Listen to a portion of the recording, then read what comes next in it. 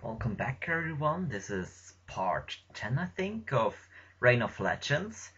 Today we are hopefully going to continue to the next city through this forest down there, but last episode we forgot to battle this guy down here. This looks like it's a black belt, and as you all know, black belts like to use fighting Pokemon, and that's exactly the right thing for a Ralts, which is a psychic type, which is super effective confusion.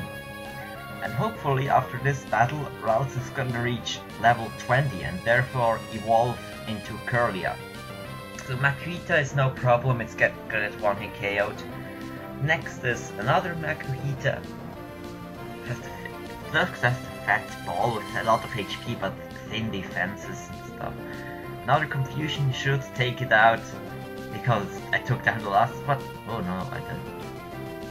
Maybe this first one was max damage or this one was min damage, something like this. It doesn't matter, it goes for focus energy, which does not do anything unless he goes for a priority move, which he does not have in this generation, except for Fake Out. If you can only use Fake Out in the first round of a battle. So the last Pokemon is Machop. Machop is a little more powerful than Makuhita and also a little bit bulkier except for its HP. And it lives with like 1 HP and goes for Karate Chop, and although I resisted, it does exactly a quarter.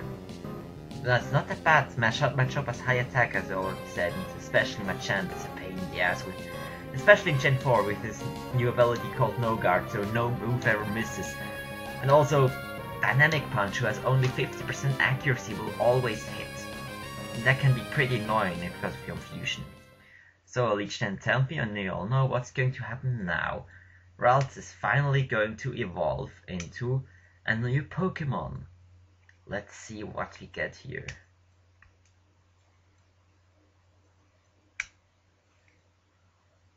Et voila! It's a new Pokemon, it's called Kirlia.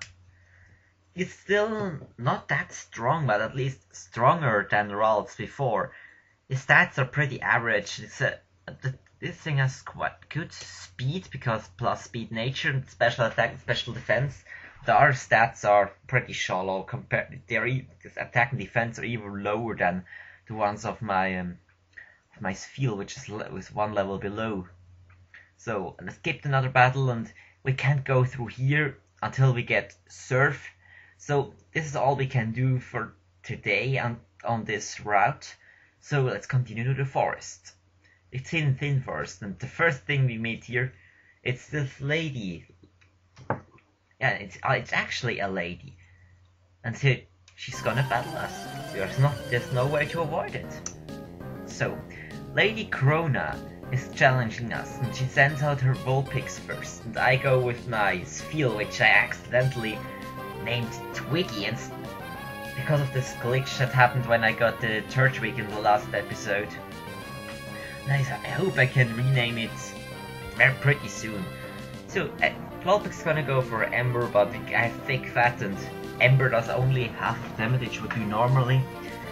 Well, Water Gun is going to 2 KO, and next Pokemon is Pikachu. I really don't like this matchup. Pikachu against the Water type is always a good matchup, so I go to Master my Kirlia, try out his new power. I tried Static, and as you'll see later, in this situation I wished I had Synchronize instead of Trace, because he goes for a Thunder Wave. Synchronize would also paralyze the opponent if you get inflicted by a status problem.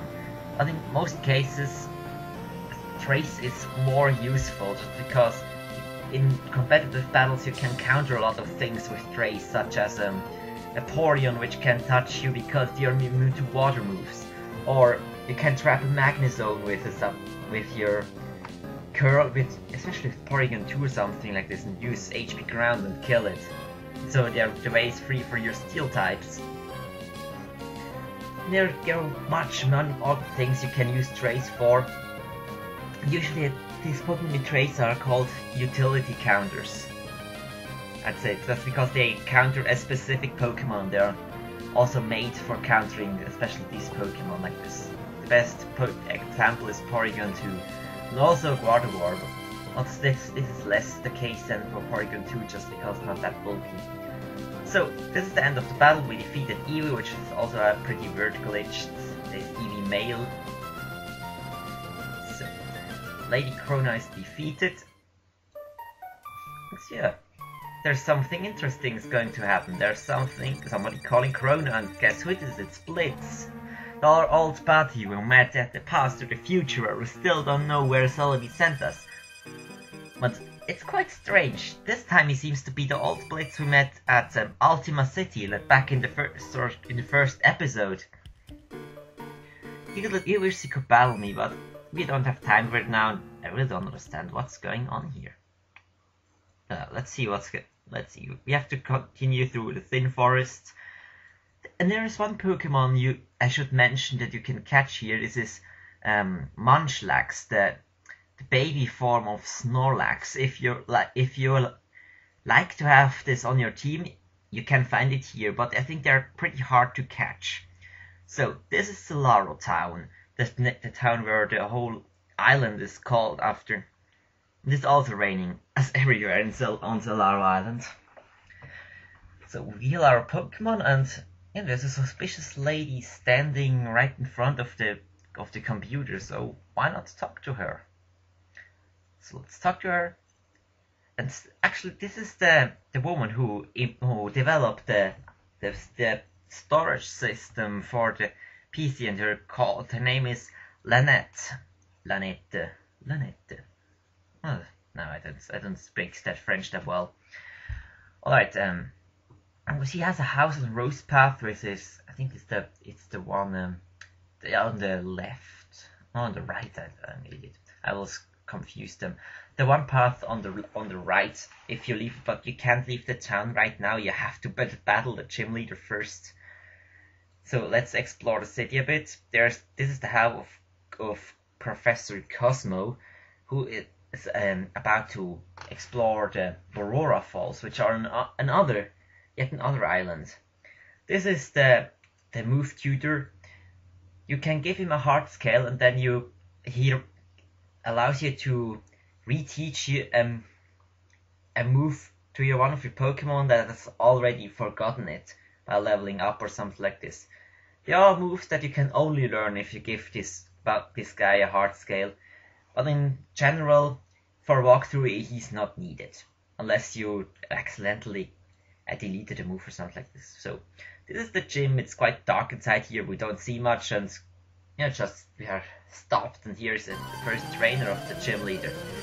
This is a Steel type gym, and I'll say if you choose I was called Trico, this gym will be hell of a difficulty, because Steel types are in resistance to most of the types in the game. I think it has 10 resistances or something like this, and they are resistant to grass too.